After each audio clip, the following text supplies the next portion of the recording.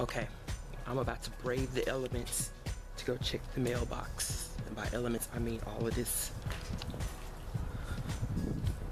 snow stuff. There's probably nothing in there anyway. There's probably not a damn thing in there. But I'm gonna check because I'm tired of waiting on my books. Why am I in this? Okay, anyway. What is up, everybody? It's me, Troy, and I'm back again with another video for 2016, and I'm back in the studio. Even though I wish this was a studio, because you know I could use the money that a studio would produce. But since that is not the case, then we're just back here in my room. But the point that I really want to revert back to is that I'm wearing this today, and I'm not taking it off on this camera because homeboy did not want to do his hair today. It is snowing. I'm not trying to go trekking around in the snow. Like, we are not getting on Mount Fuji, Mount Everest. Like, I don't do nothing like that. I keep my ass in the house and the warm and comforts of my shelter, except when I go to the mailbox to try to find books that I ordered. But anyway, I just want to say thanks again to everybody who has tuned into my channel and recently liked, comment, and subscribed. And you know, let's get started. We're gonna do a haul here. Now, this haul was inspired by my wish list, my Amazon wish list, in conjunction with some booktubers who've hauled and reviewed these books in recent months. Now, you know, with Amazon wish list, you have like the 1, 2, 3, 4, depending on how many books you have on your list or whatever. You have all those different tabs. Girl, let me tell you, some of these books was in the 5th domain, and I just completely forgot about them. And I was so grateful to be inspired by some of these guys who have shown these books in these recent months, and that I decided to order them for myself. But anyway, guys, the first book that I want to haul is Leslie by Omar Tyree. Now, this book was inspired. I finally picked this book up because Freeform Lady actually did a haul on it.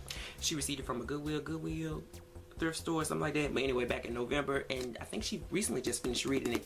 But yes, Leslie by Omar Tyree. You know, the story, there's always a story. I always want to tell the stories. They're not deep stories, but they're stories. But I used to work for Borders, and there was this lady, she was from the islands also, who used to come in all the time. Girl, I used to give her all kinds of discounts, like all kinds of discounts on her books. She would have a stack of books, and I'd be like, girl, let's get you about 30% off right here. But I really love that lady. But she introduced me to The Coldest Winter Ever, and then after I read The Coldest Winter Ever, I decided to read Omar Tyree's Fly Girl. You know, in a way, those two kind of work together, but at the end of the day, they don't, because I could not get into Fly Girl. But when I discovered Leslie, I decided that I really did want to read this book for the simple fact that it's a story revolving around New Orleans. Was it New Orleans? Y'all know what I'm saying. But anyway, but around that and hoodoo and voodoo and girl, all that kind of stuff that I absolutely love to delve into, but don't help with. You heard me. So yeah, if you got that, like, let me tell y'all right now, Leslie better be casting spells all over this college. Even though I know it's not gonna be like that for real, but I'm really am so glad that Freeform Lady hauled this book, and it just hit that, you know, that switch in the back of my head that I've always wanted to read this book, and I finally got a copy, and I got the hardcover edition. So next I got Parable of the Talents by Octavia E. Butler. This is the second book in her Earthseed series. Now, Musical Tati was the one who inspired me to finally pick up this book. I read Parable of the Sour Milk Girl back at the end of 2012, I want to say, and for some reason I ended up buying this book, Talents, on the Kindle. Girl, I can't read no books on no damn Kindle. I can't do it.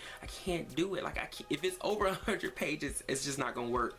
So that kind of stalled me out, and then when Musical Tati finally showed this book and did a review on it, I was like, you know what, I'm tired of coming into your comic section talking about how much I want to read this book. So I finally ordered my copy of it. And I love this series. I will talk about it some more, but you guys can watch her video to know more about it. But they're gonna be people gonna be having sex on the side of the roads, and they're gonna be taking over water plants and all that stuff, and all that craziness. I'm down for it. I'm down for it. Next, I got Incidents in the Life of a Slave Girl by Harriet Jacobs. Dale inspired me to finally pick this book up, and I'll put a link down here to his video below. We're supposed to be buddy reading it this month, but Dale, let me tell you right now, I'm probably about 82 pages in, and right now with this snow, I'm just ready to continue reading, and then I'll have to catch up with you because I can't stop reading this book. But really, I first heard about this book through a friend of mine named Donna. Actually, she's more like a sister to me, even though she act like, you know, like I don't know what's going on with us now, but we need to get back together and go to Pizza Hut. If you want to go to Pizza Hut. eat at the salad bar. Yeah, Donna was one of the friends, the few people in my life that I actually talked about books with, and she used to tell me about this book because she had a copy of it, and that's what introduced me to it. I've always wanted to read it, and then finally when I saw that Dale hauled the book or put it in his TBR for this month, I decided that I'm gonna grab me a copy and read it as well, and I'm loving it so far. I'm really loving it. Now at the beginning I had a little bit of difficulty getting into it, and that mostly had to do with the fact that I had to go to work and everything, and you know, I really want to have a session where I can just sit down and just absorb into the book, which is actually happening right now. But I love it for a number of different reasons, besides the fact that it is a autobiography. I like it because, you know, as it regards to the term slavery, you know, there's sort of this umbrella definition of slavery, but this book right here gets more into like the little nitbits and, you know, the little nuggets of what that term branches out into. And it's just a really interesting read that I'm having, I won't say a great time, but I'm really absorbed in it. And after I put on my Campbell's soups, I'm gonna get right back into this book, and I can't wait. Next, I got No Longer a Slumlord, Bringing Hope to Children in Crisis by K.P. Johann, I think it's his name. I got this book from my mother. Child, I was over there trying to put her Comcast box together, and I saw the book in the box. It is nonfiction. It's one of those books. Let me just read the back to you for you guys.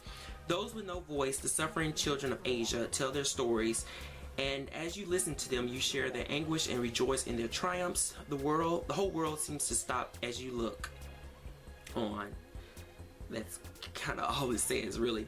But this is one of these books that I don't know how to put this in the right terms, but you kind of get from having Bible subscriptions. And next, I got Hirohito and the Making of Modern Japan by Herbert P. Dix. I'm in a dream world right now. I finally got this freaking book. This book has been on my wish. It's been in and out of my Amazon cart for over a year, ever since I discovered it at Barnes & Noble's. But I was like, I'm not about to pay $18 for this book. And let me tell you why. There's different reasons why people read, but I read because I love stories.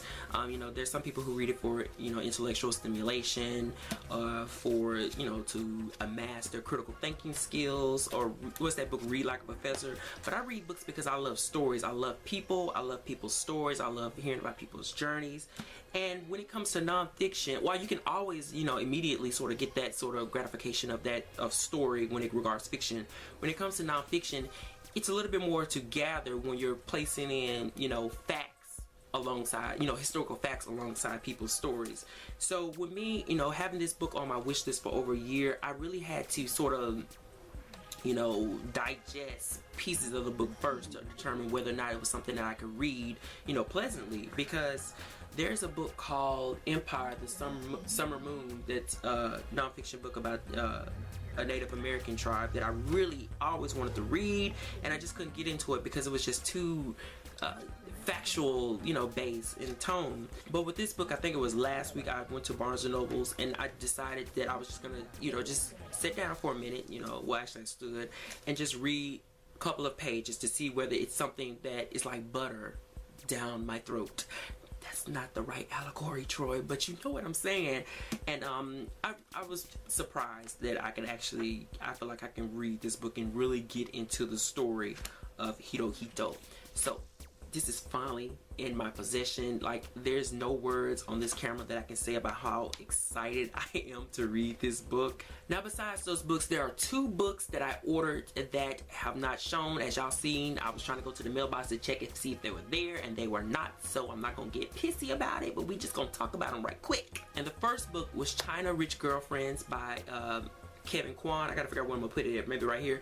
Anyway, Miss Jane Reads presented the book in one of her wrap-ups, I believe, a couple of months ago, and I was like, you know what, I love Crazy Rich Asians. I don't know why I stalled on reading China Rich Girlfriend, but I was like, you know what, I'm gonna go ahead and order it. It was New Year's Eve. I said I'm just gonna order it and have it fresh for me in the new year. So that means I ordered the book on December 31st. It is now January 22nd, and that book is still not in my possession.